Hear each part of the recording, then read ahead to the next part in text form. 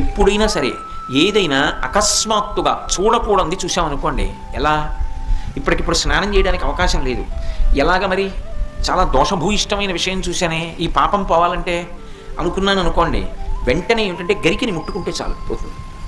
తీవ్రమైనటువంటి పీడకలు వచ్చిందనుకోండి, ఆ పీడకల పరిహారం అవ్వాలనుకోండి ఏ అభిషేకమో చేయించుకోవాలి. శక్తి లేదనుకోండి మీరు అన్ని పూజలు చేయించుకున్నట్టే. స్నానం చేసి ఒకసారి గరికని ముట్టుకుంటే చాలు, స్నానం చేయకపోయినా చెప్పులు ఇప్పి గరికను ఒకసారి ముట్టుకుంటే చాలు. అందుకే శతమూలా శతాంకురా సర్వగం హరతు మే పాపం దుర్వాదు స్వప్ననాశిని. ఓ శతమూలా శతాంకురా, నువ్వు అనేకమైన వేర్లతో ముందుకెడుతుంటావు, అటువంటి అంకురా నిన్ను ముట్టుకుంటున్నాను. దీనివల్ల ఏమవుతోంది? సర్వగం హరతు మే పాపం, నా పాపములన్నీ పోతున్నాయి.